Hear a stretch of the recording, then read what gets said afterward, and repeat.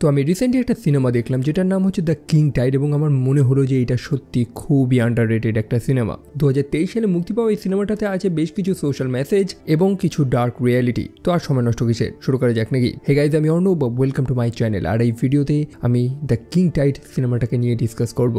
সেই রাতে সেই আইল্যান্ডে এক বড় ঝড় এসেছে। একই সাথে মিসক্যারেজের কারণে গ্রেস তার নিজের বাচ্চাটাকে হারিয়েছে। তার হাজব্যান্ড ববি, যে হচ্ছে সেই স্থানের মেয়র, বাট চারপাশের পরিবেশ, একটা হালকা এম্বিয়েন্ট মিউজিক এবং কুল এক টাইপের কালার টোন, এই সব কিছু দিয়ে আমাদের বোঝানোর চেষ্টা হচ্ছে যে এই স্থানে কোনো কিছুই ভালো হচ্ছে না। তারা যে আইল্যান্ডে থাকে সেখানে বাড়িঘরও অনেক কম। একই সাথে ববির বাড়িতে রয়েছে গ্রেসের মা, অর্থাৎ তার শাশুড়ি, যার নাম হচ্ছে ফ্যায়। তিনি একজন ডিমেনশিয়া পেশেন্ট। ববি তার ভাইয়ের সাথে সাক্ষাৎ করে বউ, এবং তাদের আলোচনা শুনেই বুঝতে পারছি যে তারা খুব স্ট্রাগল করছে এই স্থানে। তাদের ডিপেন্ড করতে হয় সম্পূর্ণ মাছের উপরে। অন্যদিকে মেইনল্যান্ড থেকে বহু মানুষেরা মাছ নিয়ে চলে যাচ্ছে। মেইনল্যান্ড বলতে যেমনটা বললাম, তারা এরকম একটা রিমোট দ্বীপের মধ্যে থাকে, অল্প কয়েকজন মানুষ। বাইরের দুনিয়ার থেকে সম্পূর্ণ কানেকশন বিচ্ছিন্ন তাদের। এখন বাইরের দুনিয়া বলতে মেইনল্যান্ড, সেখান থেকে তো মানুষেরা বোটে করে আসে, জাহাজে করে আসে এবং মাছ ধরে নিয়ে চলে যায়, যার কারণে এই মানুষগুলোর অনেক সমস্যা হচ্ছে এবং এই মানুষগুলো সেই বাইরের মানুষদের সাথে কোনো কন্ট্যাক্ট রাখতে চায় না। তারা এরকম একা একাই খুশি।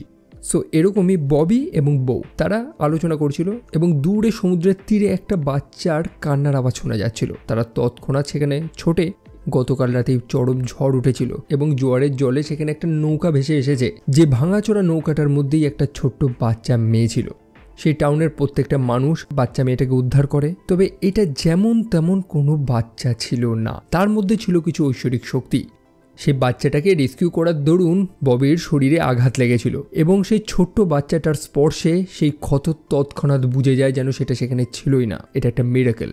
মিরাকেল তো অবশ্যই। এই নির্জন দ্বীপে এরকম একটা ঘটনা খুবই বিরল, তাও এমন দিনে যে দিনে সেই দ্বীপেই একটা নতুন জীবনের সমাপ্তি ঘটেছে। এই তো গতকাল রাতেই গ্রেস মিসক্যারেজের কারণে তার নিজের বাচ্চাটাকে হারায় এবং পরের দিন সকালবেলায় সেই সমুদ্রের তীরে একটা সদ্যজাত শিশু ভেসে এসেছে। এটা কি কোনো বার্তা, কোনো ইঙ্গিত? যাই হোক, সেই ছোট্ট বাচ্চা মেয়েটাকে ববি দত্তক নেয়। যদিও ববি এবং গ্রেস তারা তাদের বাচ্চাটাকে হারিয়েছে, হয়তো সেই কারণেই সেই বাচ্চাটাকে তারা দত্তক নিয়েছে, কি জানি। সেই বাচ্চাটা সেই পরিবারে কতটা প্রভাব ফেলেছে সেটা তো জানি না, তবে সেই বাচ্চাটা যে বৃহৎ জোয়ারে ভেসে এসেছিল সেটা এই সম্পূর্ণ দ্বীপটাকে পরিবর্তন করে দেবে। ইয়েস, 10টা বছর তো কেটে গেছে। সেই ছোট্ট শিশুটা এখন অনেক বড় হয়ে গেছে। তার নাম হচ্ছে আয়লা, যদিও স্পেলিংটা হচ্ছে ISLA, তবে তাকে সবাই আয়লা আয়লা বলেই ডাকছে। তার মধ্যে যে ঐশ্বরিক শক্তিটা রয়েছে সেটা সবাই দেখেছে, যে সে মানুষদের শরীরের ক্ষত, মানুষদের অসুখগুলোকে ঠিক করে দিতে পারে। সে লিটারালি একটা গডেস। যে কাজটা ঈশ্বর করতে পারে সেটাই বাচ্চা মেয়েটা নিমেষের মধ্যে করে দিচ্ছে। আর সেই কারণেই তো প্রতিদিন এই আইল্যান্ডের বেশিরভাগ মানুষ লাইন দিয়ে দাঁড়িয়ে থাকে সেই মেয়েটার সাথে একবার সাক্ষাৎ করবে বলে, কারণ সেই মেয়েটার একবার স্পর্শ তার ধারে কাছে দাঁড়ালেও মানুষের শরীরটা একদম সুস্থ হয়ে যায়। এই যে গ্রেসের মাকে দেখেছিলাম, ফ্যায়, যে একজন ডিমেনশিয়া পেশেন্ট ছিল, সে একদম চাঙ্গা বর্তমানে। অন্যদিকে আইলার আঙ্কেল, অর্থাৎ ববির ভাই, যাকে একটু আগে দেখেছিলাম, বউ হচ্ছে এই টাউনের একজন ডক্টর। তবে বর্তমানে মানুষের তো চিকিৎসার প্রয়োজনই হচ্ছে না, এই ছোট্ট মেয়েটা তো সবার চিকিৎসা করে দিচ্ছে। ফলস্বরূপ বউ এখন কমপ্লিটলি জবলেস হয়ে পড়েছে। তার ক্লিনিকে বসে সে মাছি মারছে আর মদ খেয়ে সময় কাটাচ্ছে। একটা ডিপ্রেসড লাইফ হয়ে গেছে তার। সারা রাত সে এই দুঃখে মদ খায় এবং সকালবেলা আয়লার কাছে চলে যায় যে তার হ্যাংওভারটা কাটিয়ে দেয়। আয়লা তারপর সেই টাউনের একটা স্কুলেও ভর্তি হয়েছে। সেই স্কুলে বাচ্চাদের বেসিক্যালি মেইনল্যান্ডারদের ঘৃণা করা শেখানো হয়। মেইনল্যান্ডার অর্থাৎ বাইরের দুনিয়ার মানুষদের। তারা মনে করে যে বাইরের সব কিছু ধ্বংস হয়ে গেছে, বিষাক্ত হয়ে গেছে, তবে ঈশ্বর তাদের এই আইল্যান্ডটাকেই একদম ঠিক রেখে দিয়েছে। আয়লার আঙ্কেলের ছেলে, অর্থাৎ বউয়ের ছেলে, যার নাম হচ্ছে জুনিয়র, তাদের মধ্যে বেশ ভাব রয়েছে এবং তারা খুবই কিউরিয়াস যে সেই মেইনল্যান্ডারদের কেমন দেখতে। অ্যাকচুয়ালি তারা তো বাচ্চা, একটা দ্বীপের মধ্যে এই কটা মানুষ থাকে, মানুষদের মনে একটা কিউরিয়াসিটি থাকেই যে বাইরের মানুষদের কেমন দেখতে, তারা কেমনভাবে আছে, কি খাচ্ছে দাচ্ছে। এই মানুষগুলো এতটাই এলিনেট করে রেখেছে নিজেদের। জুনিয়র জানায় যে সে একবার একটা মেইনল্যান্ডারের আওয়াজ শুনেছিল রেডিওর মাধ্যমে, যদিও তার পিতা নাকি সেই রেডিওটাকেই বন্ধ করে দিয়েছে, কারণ সেগুলোর নাকি তাদের আর প্রয়োজন নেই। এটা এখনও আনক্লিয়ার যে এই মানুষগুলো কেন বাইরের মানুষদের মানে মেইনল্যান্ডারদের এতটা ঘৃণা করে। যদিও এই সিনেমা বাদেও বর্তমান দুনিয়াতেও আমরা এরকম ফিলোসফি লক্ষ্য করি, যেটাকে নিওলিরিজম বলা হয়, যে বহু মানুষ, বহু ট্রাইব বা বহু গোষ্ঠী এরকম রয়েছে যারা নিজেদের বর্তমান প্রযুক্তি বা মডার্ন সংস্কৃতি সব কিছুর থেকে একদম আলাদা করে আইসোলেট করে রাখতে পছন্দ করে। তো তারা তো সেখান থেকে বেরোবে। আয়লার চোখ পড়ে একটা মৌমাছির চাকের উপরে। যেমনটা আমরা জানি যে আয়লা কিন্তু বাকি 5টা বাচ্চাদের থেকে সম্পূর্ণ আলাদা।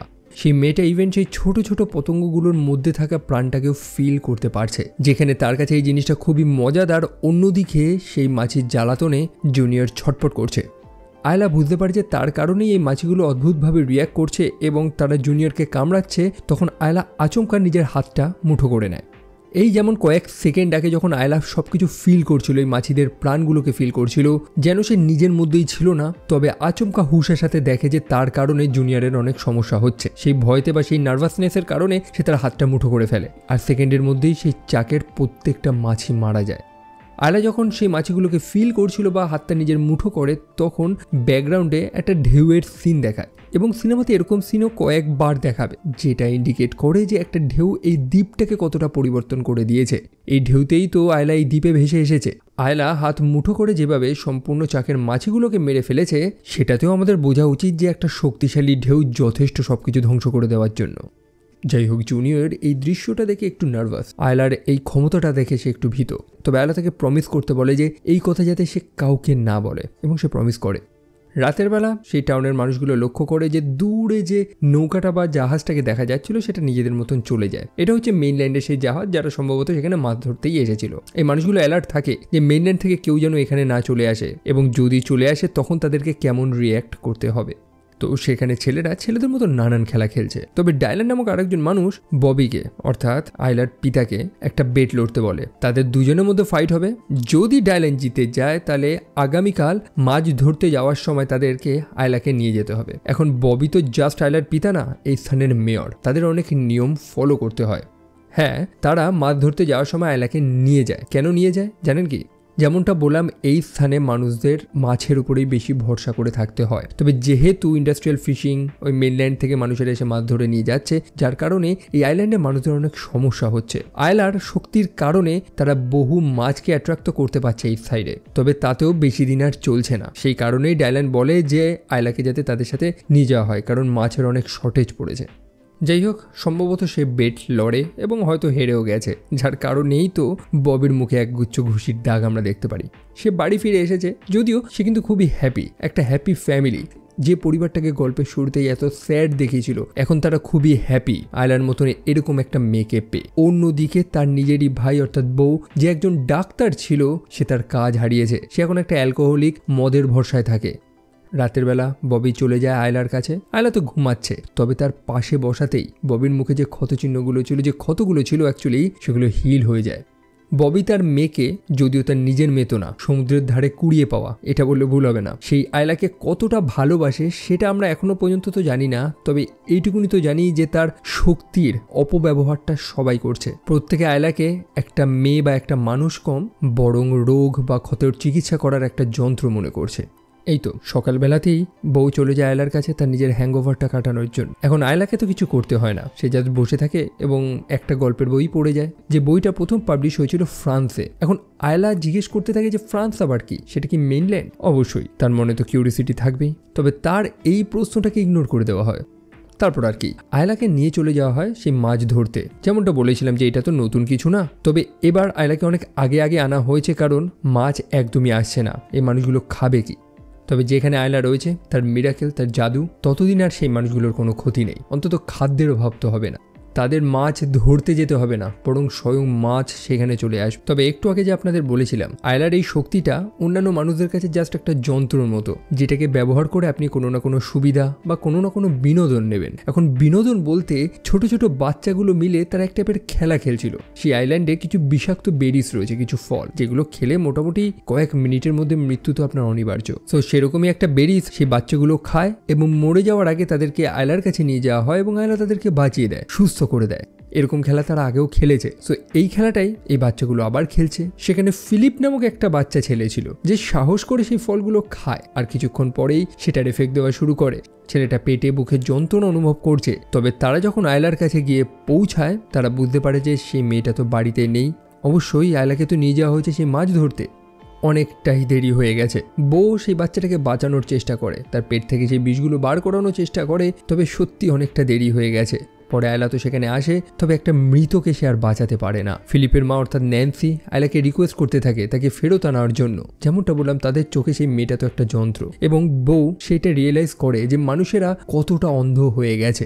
তারপরে আয়লা ঘরের মধ্যে বসে তার হোমওয়ার্ক করছে। সে খুবই স্যাড যে সে তার নিজের এক বন্ধুকে হারিয়েছে, ফিলিপকে হারিয়েছে। এবং পিছনে আয়লার মা অর্থাৎ গ্রেস রান্না করছিল। সে সবজি কাটছে এবং ছুরিতে তার আঙ্গুলটা কেটে যায়। তবে এবার কিছু আনইউজুয়াল ঘটে, তার হাত থেকে রক্ত বেরোচ্ছে। তার ক্ষতটা কিন্তু এবার ঠিক হয়নি। আয়লার কি শক্তি কাজ করছে না? সে ম্যাজিক কি আর নেই? সেটাকেই কনফার্ম করার জন্য ববি নিজের হাতটা ছুরি দিয়ে একবার কাটে এবং দেখে যে না, সেই ক্ষত কিন্তু বোঝে না। আয়লার হয়তো আর শক্তি কাজ করছে না। এখন মা বাবা হিসাবে তারা মেনে নিলেও গ্রামের লোককে তারা কিভাবে মেনে নেবে? কারণ গোটা গ্রামে আয়লা তো জাস্ট তাদের অক্সিজেন প্রদান করা যন্ত্র। ববি তারপর সবাইকে একত্রিত করে এবং সত্য কথাটা জানা। সেটাও জানা যে তার ভাই অর্থাৎ বউ তার ক্লিনিকটাকে রিওপেন করবে, মানে সে আবার নতুন করে ডাক্তারি করবে। সবাই বলছে যে কেন? এই 9-10 বছর ধরে তো বউকে আমাদের প্রয়োজন হয়নি, আয়লাই তো সব কিছু করতো, এখন কেন? এখন ববি বলছে যে আয়লা একটু এক্সস্টেড হয়ে গেছে, তার একটু বিশ্রাম প্রয়োজন। তবে অন্য মানুষেরা সেটা মেনে নিতে পারছে না। তারা বুঝতে পেরেছে যে আয়লার শক্তি কাজ করছে না, তা সত্ত্বেও তারা আয়লাকে ভিজিট করতে যায়, তার সাথে সাক্ষাৎ করতে যায়। এখন ববি এটা করতে দেবে না। এইটা নিয়ে বাকি লোকেদের সাথে তাদের অনেক মতবিরোধ লাগে। ববি কয়েকবার এরকম কথা বলারও চেষ্টা করে যে সে তো আয়লার পিতা, সে ডিসাইড করবে যে সে মেয়েটা কি করবে না করবে। তখন অন্যান্য মানুষরা বলতে থাকে যে তুমি তো পিতা, তাই বলে কি তুমি সুবিধা ভোগ করোনি? তার শক্তি দিয়ে সুবিধা তো তারাও ভোগ করেছে। ইভেন তার পরিবারে যে এত ক্ষমতা, সবাই যে তাদেরকে সম্মান করছে সেই মেয়েটার জন্যই তো। অনেকে তো এরকমও ক্লেম করে বসে যে ববি এবং তার স্ত্রী গ্রেসের নাকি বয়স সেভাবে বাড়েনি আয়লা আসার পর থেকে। তো মোটমাট সুবিধা সবাই নিয়েছে। তবে এখন গ্রামের লোকের আয়লার সাথে সাক্ষাৎ করবে কি করবে না, এটা কিসের উপরে নির্ভর করবে? এটা ভোটিং এর উপরে নির্ভর করবে, যে কে কে চায় যে আয়লা একটু ব্রেক নিক বা কে কে চায় যে আয়লা আবার সবার সাথে ভিজিট করুক। দেখুন, এই ভোট করার কথাটা কিন্তু অন্য মানুষগুলো বলেনি। ববি এই স্থানের মেয়র, সে যেটা বলবে প্রত্যেকে সেটাই শুনবে এবং সেটাই হতো। কিন্তু ববির নিজেরই শাশুড়ি অর্থাৎ ফে, সে ভোটিং এর টপিকটা তোলে যে এরকম একটা ইম্পর্টেন্ট সিচুয়েশনে আমরা ভোটিং করব। এখন এই স্থানে এই মহিলার একটা বড় গুরুত্ব রয়েছে। যেহেতু সে আয়লার গ্র্যান্ড মাদার, সেই কারণে এই টাউনে সে বেশ কিছুটা ক্ষমতা এবং সম্মান পায়। একই সাথে অন্যান্য মানুষদের সাথে সাক্ষাৎ করার ব্যবস্থা সেই করিয়ে দেয়। সো আমরা বলতে পারি যে সেই মানুষটা নিজ স্বার্থে অন্যান্য মানুষগুলোর সঙ্গ নিয়েছে। পরের দিন প্রত্যেকে আবার লাইন দিয়ে চলে আসে আয়লার সাথে সাক্ষাৎ করবে বলে। যেমনটা একটু আগে বলেছিলাম, আয়লা জাস্ট তাদের কাছে একটা যন্ত্র না, বরং মিরাকেল প্রদান করা একটা ঈশ্বর, এমনটাই তো তারা মনে করে। সেই কারণেই তো তারা আয়লার সাথে সাক্ষাৎ করার পরে জাস্ট একটাই কথা বলে যে মেনি থ্যাঙ্কস টু আয়লা। ওই এক টাইপের কাল্ট হয় না, ধর্মীয় সংগঠন যাদের একটা স্লোগান থাকে, এরকমই এখানে একটা কাল্ট তৈরি হয়েছে। তো এরই মধ্যে ববির সাথে সাক্ষাৎ করতে এসেছে ফ্র্যাঙ্ক এবং ন্যান্সি। তারা হচ্ছে সেই বাচ্চাটা যে মারা গেল না, যে ছেলেটা বিস্ফল খেয়ে, তার পিতামাতা। সো ফ্র্যাঙ্কের আর একটা মেয়েও রয়েছে যার নাম হচ্ছে সুজান। রিসেন্টলি ফিলিপের মৃত্যুর পর থেকে সুজান একটু ট্রমাটাইজ হয়ে রয়েছে এবং তার চিকিৎসা প্রয়োজন, এবং এই আইল্যান্ডে অবশ্যই চিকিৎসার তেমন ব্যবস্থা নেই। সেই কারণে ফ্র্যাঙ্ক ববির থেকে পারমিশন নিতে এসেছে যে তারা এই আইল্যান্ড ত্যাগ করে মেইনল্যান্ডে যাবে তার মেয়ের চিকিৎসার জন্য, এবং তারা প্রমিস করেছে যে আয়লার ব্যাপারে তারা কোনো কিছু কাউকে বলবে না। তবে যেমনটা বললাম, ববি তো প্রতিজ্ঞা নিয়েই নিয়েছে যে বাইরের দুনিয়ার কারোর সাথে তারা সাক্ষাৎ করবে না এবং কাউকে যেতেও দেবে না। সে সরাসরি ফ্র্যাঙ্ক এবং ন্যান্সিকে না বলে দেয়। অন্যদিকে সেই সিটি টাউন হলে বহু মানুষ গ্যাদার করেছে, যাদের লিডার হচ্ছে ফে অর্থাৎ গ্রেসের সেই মা। এই মানুষগুলো এক টাইপের কাল্ট, যারা আয়লাকে এক টাইপের ঈশ্বর, মানে তাদের এক গডেস মনে করে, সামথিং লাইক দ্যাট। তো সেখানে এক কমিউনিটি গ্যাদারিং হচ্ছে, যেখানে প্রত্যেকে বসে তাদের প্রবলেমগুলো শেয়ার করছে, যাদের মধ্যে ফে নিজেও ছিল। তবে গল্পের শুরুতেই তো দেখেছিলাম না যে সে একটা ডিমেনশিয়া পেশেন্ট, আর বর্তমানে যেহেতু আয়লা তার নিজের শক্তিটা হারিয়েছে, যার কারণে তার রোগটা, তার ডিমেনশিয়া আবার ফিরে আসছে। সে কথা বলতে বলতে চুপ হয়ে যাচ্ছে, ভুলে যাচ্ছে। অন্যদিকে আমরা বউকে দেখতে পাই যে আয়লা এবং তার নিজের ছেলে অর্থাৎ জুনিয়রকে নিয়ে চলে যায় তাদের বেসমেন্টে, যেখানে সে একটা টিভি লুকিয়ে রেখেছে। সেখানেই বাচ্চা দুটো প্রথমবারের মতন টিভি, মানে এরকম টাইপের প্রযুক্তি, এই যন্ত্র এবং বাইরের দুনিয়ার মানুষদের দেখতে পায়। এতক্ষণে আমরা স্পষ্ট এইটুকুনি তো বুঝে গেছি যে বউ মানুষটা বাইরের দুনিয়ার সাথে কন্ট্যাক্ট রাখতে চায়, তাদের নলেজ সবকিছু পেতে চায়। অফকোর্স সে একটা ডাক্তার, ঈশ্বরের দোহাই দিয়ে এরকম একটা স্থানে কেউ কোনোদিন টিকে থাকতে পারবে না ভাই, বাট কি করবে সে, একাই বা কি করবে। অন্যদিকে রাতের বেলা যখন আয়লা ঘুমাচ্ছিল, তখন তার মা গ্রেস লক্ষ্য করে যে তার হাতের ক্ষতটা ঠিক হয়ে গেছে। ববিও এটা লক্ষ্য করে। তবে গ্রেস চলে যায় তার মাকে ডাকার জন্য, তার মায়েরও তো রোগ রয়েছে। তবে ববি এটা চায় না। ববি প্রথমেই সন্দেহ করেছিল যে গ্রেসের মা অর্থাৎ ফে, তার যে সেই কাল্ট রয়েছে না, সাপোর্ট গ্রুপ, তারা যখন জানতে পারবে যে আয়লার শক্তি ফিরে এসেছে, তবে তখনই যখন আয়লা ঘুমাবে তখন আর এক জ্বালাতন শুরু হবে। অন্যদিকে বউ তার ক্লিনিক থেকে বেরিয়েছে এবং সেই টাউন হলে সে একটু ভিড় লক্ষ্য করতে পারে। সে লক্ষ্য করে যে এত রাতে সেই মানুষগুলো এখনো সেখানে রয়েছে। সে জানে সেই মানুষগুলো কেন সেখানে রয়েছে। এরা একটা কাল্ট, যারা মনে করে যে আয়লা নামক মেয়েটা কোনো একটা উদ্দেশ্য নিয়েই এই আইল্যান্ডে এসেছে। মোটামুটি 10টা বছর তো কেটে গেছে যখন এই মেয়েটা প্রথমবার এই আইল্যান্ডে এসেছিল একটা সদ্যজাত শিশুর রূপে, এবং তার আগেও তো মানুষগুলো এখানে বসবাস করতো। তবে এই 10টা বছরে যেন এই মানুষগুলো সবকিছু ভুলেই গেছে, তারা সেই বাচ্চা মেয়েটারের উপরেই বেশি ডিপেন্ডেন্ট হয়ে রয়েছে। এই জিনিসটাকেই বউ পছন্দ করছে না, যে তারা আগেও তো থাকতো, তারা আগেও তো একটা প্রাউড, একটা গর্বিত আইল্যান্ডার ছিল, এখন তারা এরকম কেন? ইভেন বহু মানুষদের মনে তো হিংসাও আমরা দেখতে পারি। সেখানে আরেকজন মানুষ ছিল, সে তো বলতেই যাচ্ছিল যে সেই 10 বছর আগে সে নৌকা থেকে সদ্যজাত শিশুটাকে নাকি সে বাঁচাতে যাচ্ছিল। আজকে যদি সে বাঁচাতো তাহলে আয়লার পিতা হয়তো সে হতো। যাই হোক, বউ তো গিয়ে সেখানে তাদের অনেক স্পষ্ট কথা শোনায়, যেটা নিয়ে তার সাথে অনেক কথা কাটাকাটিও হয়, তাকে সেখান থেকে বার করে দেওয়া হয় এবং তারপর বউ চলে যায় ফ্র্যাঙ্কের কাছে। মনে আছে তো, ফ্র্যাঙ্ক এবং তার স্ত্রী ন্যান্সি স্থান ত্যাগ করে পালানোর প্ল্যান করছিল এবং তাদের বাড়িতে গিয়ে বউ সেটাই দেখে যে তারা লুকিয়ে একটা নৌকা বানাচ্ছে ঘরেরই পার্স দিয়ে। ফ্র্যাঙ্ক তো প্রথমে ভয় পেয়ে গেছিল যে এই সত্যটা বউ তো জানতে পেরে গেছে, এখন কি হবে। তবে পরে বউ জানায় যে তাদের ভয় পেয়ে লাভ নেই, বরং বউ তাদের সাথে এই নৌকায় করেই পালাতে চায় এবং নৌকাতে দুজনের সিট আছে। বউ যদি চায় তো তার নিজের ছেলে অর্থাৎ জুনিয়রকে নিয়ে তারা একত্রে স্থান ত্যাগ করে পালাবে। অন্যদিকে ফে, তার তো ডিমেনশিয়া, রোগ আরও বাড়ছে। বাধ্য হয়ে তার মেয়ে অর্থাৎ গ্রেস তাকে নিয়ে চলে যায় আয়লার কাছে যখন সে ঘুমাচ্ছিল। তার রোগের চিকিৎসা তো হয়ে যায়। এখন সে যেহেতু জেনে গেছে, তার কাল্টের লোকেরা, তার গ্রুপের লোকেরাও তো জানবে।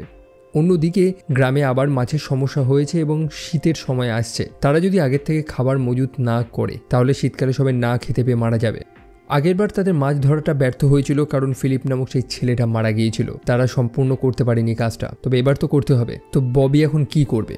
তার মেয়ে জেগে থাকা অবস্থায় তার নিজের শক্তিটা ব্যবহার করতে পারছে না। আমরা লক্ষ্য করেছি যে আয়লা যখন ঘুমাচ্ছে তখনই তার শক্তিটা অ্যাক্টিভ। সেই কারণে ফে এবং গ্রেস তারা দুজনেই সাজেস্ট করে যে আয়লাকে ঘুমের ওষুধ দেবে।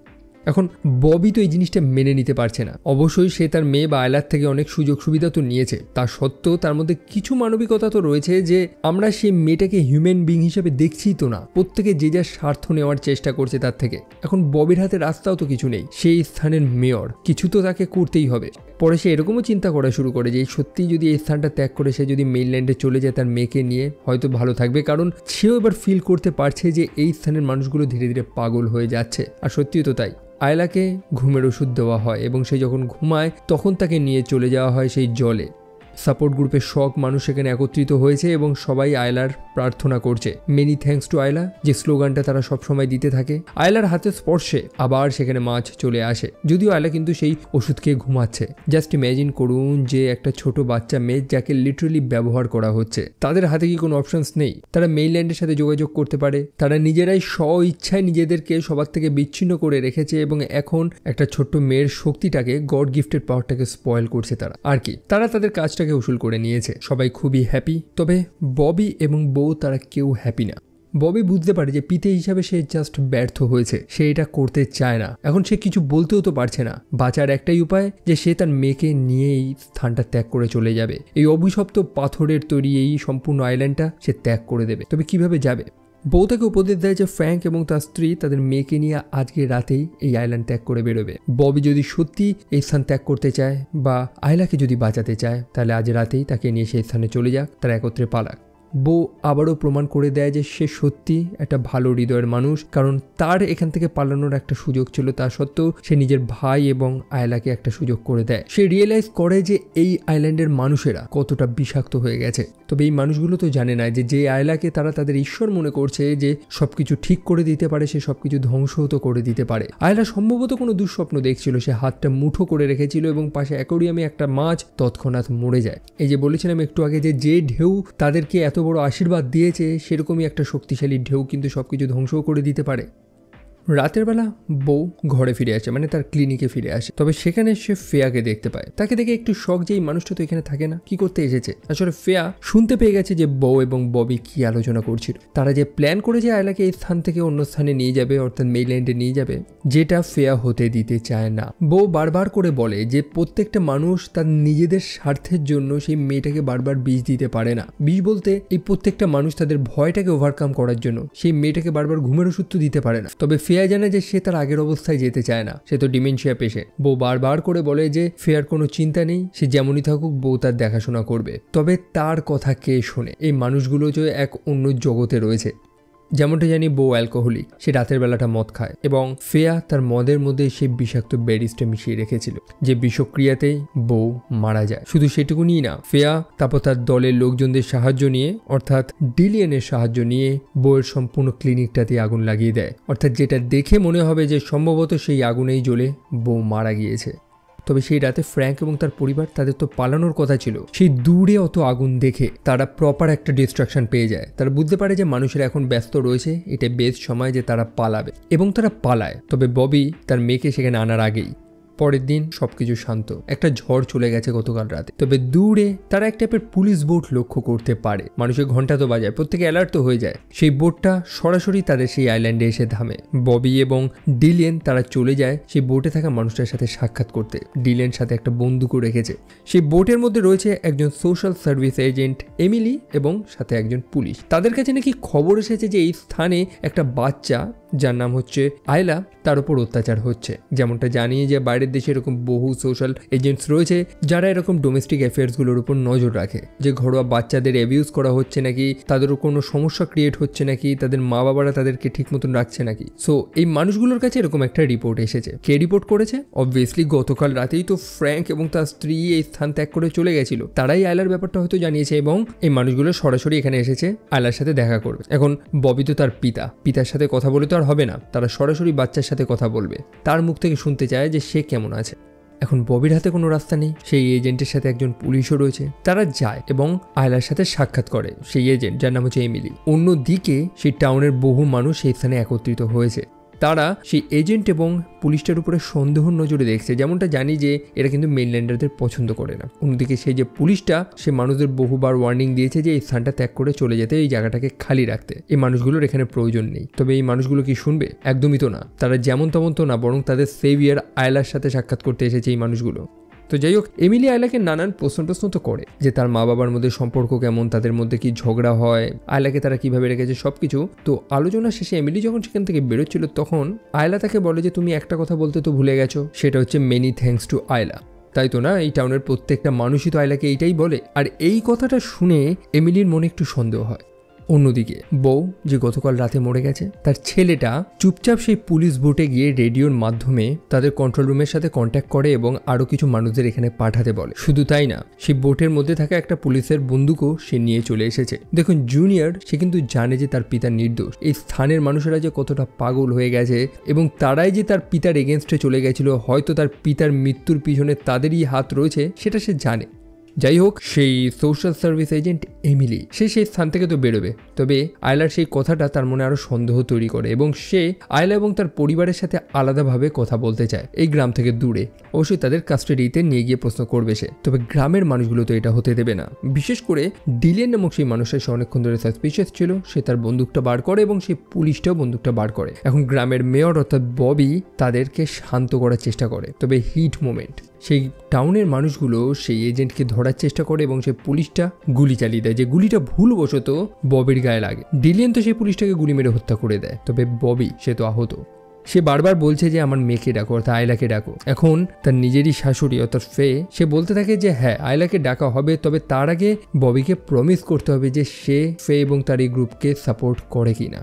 অর্থাৎ তারা যে কাল্টটা চালাচ্ছে না, এই ধর্মীয় সংগঠন যারা আয়লাকে প্রে করে, তাদেরকে সে সাপোর্ট করে নাকি। পাতিকতায় হচ্ছে ববি যাতে তার মেয়েকে স্থান ত্যাগ করে অন্য কোথাও নিয়ে না যায়। ববি কিন্তু পরে চেয়েছিল তার মেয়েকে স্থান থেকে অন্য জায়গায় নিয়ে যেতে। সেই এমিলি যখন বলেছিল যে তাদেরকে স্থান থেকে অন্য জায়গায় নিয়ে গিয়ে প্রশ্ন করা হবে, তখন সে রাজিও হয়ে গেছিল। তবে ফেই তো এটা হতে দেবে না। সো ববির হাতে তো কোনো রাস্তা নেই, মৃত্যু তার চোখের সামনে এবং সে রাজি হয়ে যায়। এখন তৎক্ষণাৎ আয়লাকে ডাকতে হবে। ববির বুকে গুলি লেগেছে। এখন আয়লা তো আর এমনি চিকিৎসা করতে পারবে না। সে যখন ঘুমায় তখনই তার পাওয়ারটা অ্যাক্টিভ হয়। এখন তাকে ঘুম কে পাড়াবে? তার ওষুধ তো নিয়ে চলে এসছে, যেটা আয়লাকে পান করতে হবে, জলটা। তবে আয়লা তো পান করবে না। যে সে কেন পান করবে? আয়লা তো নিজেও জানে না যে তার ঘুমের মধ্যেই মানুষেরা তাদের কাজগুলোকে বার করিয়ে নিচ্ছে। তাকে যে ব্যবহার করা হচ্ছে লিটারেলি, সেটা তো সে জানে না। সে যখন প্রশ্ন করে যে কি হয়েছে, আমি এটা কেন পান করব, তখন তার প্রশ্নের কেউ উত্তর দেয় না এবং তাকে জোর করে সে জলটা পান করানোর চেষ্টা করা হয়। আয়লা ছটপট করে, আর সেই মুহূর্তে জুনিয়র সেখানে বন্দুকটা নিয়ে চলে আসে। সে প্রথমেই ফেইকে কনফ্রন্ট করে যে তুমি আমার পিতার সাথে কি করেছো, কারণ সে সন্দেহ করেছিল। সে বুঝতে পেরে যায় যে ফে মিথ্যে কথা বলছে এবং তারা যখন জুনিয়রের হাত থেকে বন্দুকটা নেয়ার চেষ্টা করে, তখনই বাচ্চা মানুষ সেখানে গুলি চালিয়ে দেয়। পাশে আয়লা ছিল, যে বন্দুকের আওয়াজ এবং প্রচন্ড নার্ভাসে ভয়তে হাতটা মুঠো করে বসে।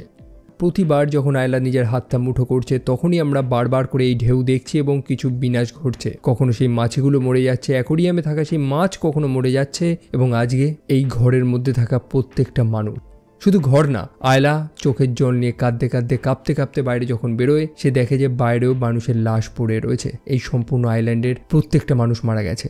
আয়লা কাঁদতে কাঁদতে সেই স্থানে চলে যায় যেখানে সে এবং জুনিয়র একসাথে বসে গল্প করত।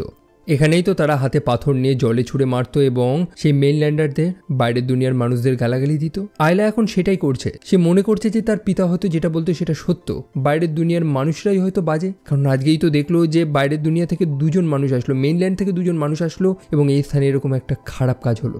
আয়লাকে আমরা দেখি যে সেই জলের দিকে তাকিয়ে রয়েছে, তবে দূরে 2-3টে পুলিশের বোট সেই দিকে আসছে। যেমনটা দেখেছিলাম যে জুনিয়র সেই রেডিওর মাধ্যমে মানুষদের সাথে কন্ট্যাক্ট করে নিয়েছিল। তবে এরপর কি হবে সেটা আপনাকে জাস্ট অনুমান করে নিতে হবে, কারণ স্টোরি আপাতত এইটুকুই। তবে গল্পে যে মেসেজটাকে কনভে করা হয়েছে সেটা আশা করি আপনারা বুঝেছেন। এটি স্টিল এ মিস্ট্রি, মানে এখনও পর্যন্ত এই কারণটা আমাদের স্পেসিফিকভাবে বলা হয়নি যে কেন এখানকার মানুষেরা বা কেন ববি এবং তার পূর্বপুরুষেরা মেইনল্যান্ডারদের ঘৃণা করত। এখানে মেইনল্যান্ডার বা বাইরের দুনিয়ার মানুষ বলতে ফ্রেঞ্চদের বলা হয়েছে। এখন ফ্রেঞ্চরা তো বাইরের বহু স্থানে গিয়ে কলোনাইজ করেছে, যার কারণে হয়তো বহু মানুষ এই ফ্রেঞ্চদের ঘৃণাও করতো। এরকম প্রচুর গল্পও রয়েছে। সো এরকম একটা কারণ হতে পারে, যেটা আমার ব্যক্তিগতভাবে মনে হয়েছে। বাট এটাও তো সত্যি যে এই সম্পূর্ণ আইল্যান্ডটা হচ্ছে ডুমড। এদের বিনাশ ঘটতই আগে না পরে। হয়তো ঈশ্বর তাদের দিকে তাকিয়েছিল, হয়তো একটা সেকেন্ড চান্স দিয়েছিল, তবে এই মানুষগুলো সেই সোনার মুরগিটার পেট চিরে একবারে ডিমগুলো নেওয়ার চেষ্টা করে। লোভী।